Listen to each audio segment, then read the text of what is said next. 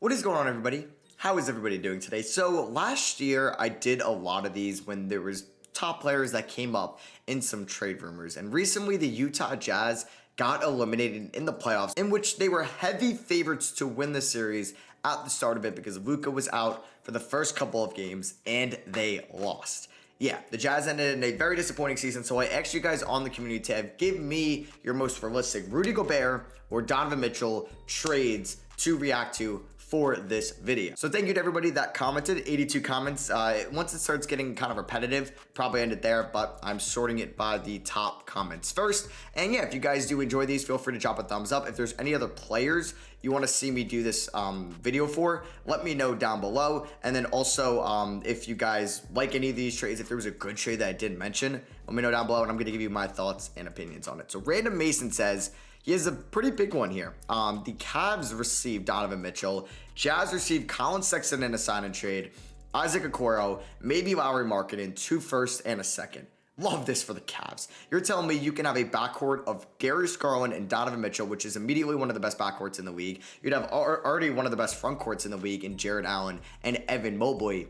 You could probably find a small forward. Hey, it could be Caris LeVert out there. That's a great trade for Cleveland. I don't know if Utah, if Sexton is the guy Utah wants in return. It's not a bad trade because they have a lottery pick this year. But if you're going to be moving your franchise guy in Donovan Mitchell, I don't know if Sexton is going to be that guy in return. I don't know if Okoro is a good enough number 2. Yeah, you get Lowry Markkanen in there, and then you can have Sexton, Okoro, Markkanen, and Gobert, and then you figure out your point guard or your shooting guard, depending where you want to put Sexton, and if you keep Mike Conley. It's something, but I don't know if that's the right reason. I feel like you can get better offers than that, but I would love if Cleveland could pull that off. Cleveland might have to throw in a third first or a swap. Jazz received Mitchell Robinson in a sign and trade because he's a free agent. Emmanuel Quickly, Evan Fournier, a 2022 Knicks first round pick, so their lottery pick. The Mavericks pick in 2023, which is top 10 protected, and the Knicks 2024 first. For Donovan Mitchell, Royce O'Neal. Okay, we have actually a 4-teamer here. The Jazz are receiving Gordon Hayward, welcome back, PJ Washington, and a Hornets first-round pick. And the Hornets are going to be receiving Rudy Gobert and Pascal in a sign and trade. Casper mentions that Utah gets a great young core, and all the vets have 2 or less years on their contracts, so they have a lot of cap flexibility in the future. So they'd be basically getting in younger players. Mitchell Robinson, Emmanuel Quickly, and PJ Washington. I don't know if that's the young core you would want in return for 2 of your top stars because Gordon Hayward is up there in age. You're getting, you're giving Evan Fournier, who's really nothing special, but he's a good shooter. You're getting what? 1, 2, 3, 4 first round picks. I don't think, I think the Hornets would 100% say yes to this trade. I think the Knicks would love to do this trade. I just don't think this would be enough for the Jazz in return. I think they need a really good player long term. I don't think it's going to be RJ Barrett. I don't think it's going to be Miles Bridges. But if you're going to be giving up Rudy and Donovan Mitchell, the best player in return can't be, your most valuable upside player can't be Emmanuel Quickly, I feel like they would have to do something better than that for them to even think about it, because if they're not going to get somebody really good, they'll probably just run it back, Sorry, I think my face cam kind of froze up there. So, next up we have Gaming Chair mentions that I feel like the Warriors would be a good fit for Gobert. Yeah, they would be. He could play offensively in that dunker spot when Steph and Trey run the pick and roll, and defensively, he's obviously one of the best in the league. So they really haven't had a center like Rudy Gobert, who's kind of limited offensively, but would just improve their defense so much. And imagine having arguably the 2 best defenders in this league, or 2 of the top best defenders in the league, in Draymond Green and Rudy Gobert in that front court. Utah gets Wiggins, Wiseman, and a first. Warriors get Gobert. Honestly, the Jazz really need wings that can be scoring and provide you offense and defense. And Wiggins kind of fits that mold. You get Wiseman, former number 2 overall pick, has not been living up to the hype so far due to injuries, and you get another first out of this. Maybe you could steal because the Warriors first round picks in the future are kind of dim, so maybe you could steal a Moses Moody out of this, and that would be a great return for Rudy Gobert. I would 100% do that. Wiggins is due for a contract extension soon. And I think that's not a terrible return for Gobert. Would the Warriors do this? I don't know, because you're going to be issuing a lot of money to Gobert and losing a little bit of depth in Wiggins. Wiseman really didn't play for play for them a lot this year, and they're 1 game away from going to the conference finals at the moment I'm recording this. So do they really need Wiseman? No. And you're adding Rudy Gobert? It's not bad. And the emergence of Jordan Poole, hey, you're going to have Splash Bros, Poole, Draymond, Gobert. That's a great closing 5.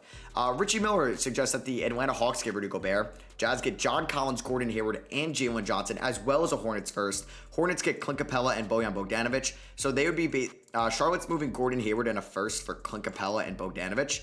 I think that, yeah, that definitely makes them better. And you can use that scoring off the bench at Bojan. The best, you're giving up Hayward in a first. I think that's so worth it. Atlanta gets Gobert, upgrade over Clint Capella and Bojan Bogdanovic. But I think, I don't know, it's a lot giving up Collins and Capella and, well, yeah, Collins and Capella, Jalen Johnson, it's whatever at this point. But that's a lot for Gobert. I think just giving up Collins is a lot.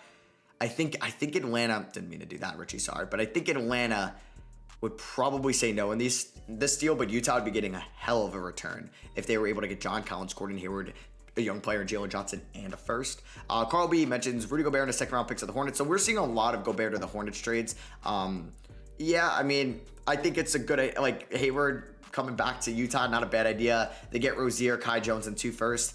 That's a pretty good package. And I feel like Charlotte is one of the more realistic teams to go after Gobert. I mean, they were in rumors for Westbrook. I don't know why they would do that, but Gobert, bigger contract, but clearly they're willing to go and get a $40 million guy this offseason. I like that. Mitchell and Hernangomez to the Knicks for Randall, Quickly, Grimes, Rose, 2 or 3 firsts. Yeah, it just depends, like, I don't know, because if they're blowing it up with Rudy and Mitchell, do they want Randall to be their best player? I mean, he was a former All-Star, and he's like a solid player in return if the Knicks don't want to give up Barrett. But yeah, you're going to have to give up Quickly, Grimes, and multiple firsts. I feel like that's a good package for Mitchell. Maybe I'm biased. I don't know. Another Hawks one here. It's Clint Capella, DeAndre Hunter, a first for Gobert. I love that for Utah. Obviously, Clint Capella is not as good as Rudy Gobert, but you're getting DeAndre Hunter and a first in that. That's a great deal. I would not give up on DeAndre Hunter. And then you have Nasir Little, Eric Bledsoe, CJ LB, Keon Johnson, and 2 firsts and 2 seconds for Gobert. I don't know. I mean, you're getting good return in picks and a young player in Keon Johnson, and CJ LB and Nasir Little still good young players. And Nasir Little better than LB. But if you're going to move Gobert and keep Mitchell, you want to still be able to win now, and that team around Mitchell would not be great unless they're able to flip some of those guys. So that's another kind of Warriors one. We discussed that before. All right, so here's one that has Dallas involved. Sorry, there's just been a lot of Knicks that I've mentioned and a lot of Hornets and Hawks. But this one has Dallas receiving Clint Capella and Gallinari. Utah receiving THJ, Dwight Powell, DeLon Wright, Mavericks protected first. Yeah, that's a pretty bad return for Gobert. But hey, maybe that's what Gobert's value is at. It's really hard to value what Rudy Gobert could be. Jerry has the Raptors getting Rudy in a second. Oh my God, Rudy and Scotty Barnes in that front court, or Scotty Barnes, Pascal Siakam, and Rudy Gobert. That is phenomenal. You're getting Precious Achiuwa, Chris Boucher, Gary Trent, and a first in return. That's not a terrible package either. It's really not. But will that be able to compete around Donovan Mitchell? We'll see. Here's one that I feel like I've seen as well. Tower Hero, Duncan Robinson, Omar Yurtseven, and a 2025 first-round pick for Donovan Mitchell. Man, if Donovan Mitchell wants out, that is a good return. Tower Hero, it would be funny him getting traded from Miami, a city like Miami, to Utah, going from one of the biggest market teams, one of the most populated cities, one of the nicest cities, if you count weather-wise. They're going to Utah. No hate on Utah, though. If he likes to snowboard or ski, hey, you can do that out there. But I think if Mitchell wants out, you probably want Hero over RJ Barrett. Like, just I'm putting that out there. Like, say the Knicks offered RJ. I'm just saying, and they offered Tower Hero. You obviously take that. And the Heat, who have Jimmy Butler, who have Kyle Lowry, getting up there in age, and Bam Adebayo, who's still young, on the same, or still in the same draft as Donovan Mitchell, that's really good. Because once, I guess, Kyle Lowry retires sooner than later, Jimmy's getting up there in age, but still has a couple years left, a good amount of years left, and then you really just have your core around Bam Adebayo and Donovan Mitchell. That's great. Who knows? Maybe Dwayne Wade will want to trade Donovan Mitchell to the Heat. Yeah, this is one that I mentioned before. Silverboat also mentions it's basically a Ben Simmons for Rudy Gobert swap. I mean, Ben Simmons gets to go in a smaller market in Utah. It would be funny to have Simmons and Mitchell that were in the Rookie of the Year race together, playing on the same team. I think if you're going to get the same Ben Simmons we saw in that Hawks playoff. So I think he's more versatile than Rudy Gobert in the playoffs for you. Not as good of a defender, but Ben Simmons is still a great defender. And you're getting a first, you're getting Day'Ron Sharpe in that trade. I don't hate it for them. I really don't. Michael Blyer says, Bulls get Rudy Gobert, Jazz get Vucevic, Kobe White, and a first. I mean, Kobe White's still a solid young player. I don't know if they probably wouldn't get Patrick Williams in this. At least he's a little bit of a score off the bench for you, at the worst case. You're getting Vucevic, who's still a solid center. Your defense takes a hit, and you're getting their first-round pick this year. It's not terrible. The Bulls desperately need a defensive anchor, and that could be Rudy Gobert. And say you have Lonzo Ball, Alex Caruso, Zach LaVine, Wait, no, it'd be Lonzo Ball, Zach LaVine, DeMar DeRozan, Patrick Williams, Rudy Gobert. That's scary, fully healthy. That is. So I feel like Chicago definitely should be in the case for Gobert. I think, like, say they didn't trade for Vucevic and you could have offered them Kobe White. I don't know if they would have Franz Wagner at this point, but say you offered, like, Franz Wagner, Wendell Carter for Rudy, like something like that in hindsight. But I guess you need Vucevic's contract to get it done. So I'm just kind of looking for any new teams here, like Magic and Donovan Mitchell and Rudy Gobert. I mean, Magic do have, if like the Jazz are willing to kind of take a step back and rebuild, you can offer them Cole Anthony, Markelle Fultz, and Jonathan Isaac. That's 3 young players with high upside. Then Nuggets 2025 first. This year's Orlando second. Say you have Suggs, Mitchell, Franz Wagner. You figure out the power forward spot or something like that, and then you have Wendell Carter Jr. as your center.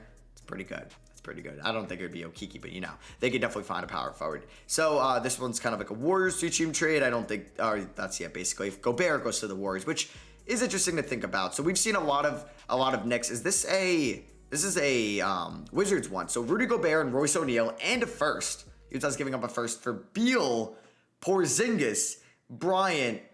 Okay, I don't think Washington would take that. I really don't. Wait, okay. This one was a joke. Okay. Mitchell for Jason Tatum. I do not think Boston would do that. Jerry Ellis has Sadiq Bey, Jeremy Grant, and some picks to pair Spider with Cade. That would be great. That would keep Utah kind of solid. I mean, say the Pistons got like the 4th overall pick. Would you trade Sadiq Bey, Jeremy Grant, and maybe the rights to Jaden Ivey or Paolo Banchero for Donovan Mitchell? I probably would. And you have Cade, Mitchell.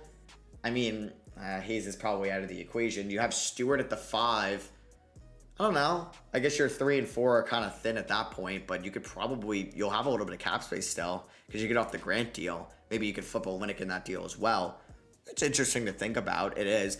Gobert to the Kings, Rashawn Holmes, DiVincenzo, and some picks of the Jazz. Yeah, it'd probably have to be a top 10 pick in this draft because Holmes and DiVincenzo really aren't lighting the world on fire. And the Jazz would want at least something to still contend around Donovan Mitchell. Because I feel like if they traded Gobert for just picks and raw players that just aren't really where they need to be to help the Jazz go to the playoffs, I don't think Mitchell would be very happy. He'd probably want out if that were to happen. Spurs get Rudy Gobert, Royce O'Neal, and Jared Butler. Jazz get Jakob Poeltl, Lonnie Walker, and a sign and trade Doug McDermott. Bulls 2025 first and the 25th overall pick. See, that's not a terrible return for Gobert. If his value, if that's where it is, it's not terrible because Poeltl's a good young center. He's still fairly young. He's actually an underrated center. Lonnie Walker, I don't know how high the Jazz would be on him. Doug McDermott helps you shoot. You get 2 first. I don't think they would want to give up Royce O'Neal, though. I think they would want to do everything they can. But just getting Rudy Gobert to play with Keldon Johnson, Devin Vassell, and obviously DeJounte Murray would be fun. So yeah, a lot of these are just kind of involving with the Knicks, the Hornets, the Warriors, the Hawks are in here a lot, which is a team that I did not expect. So let me know what you guys think the Jazz should maybe do down below. Is there any other teams you want to see me talk about kind of trading, D'Lo trade ideas, Gordon Hayward trade ideas? Just let me know down below. Drop a like if you did enjoy, and I'll catch you on the next one. Peace.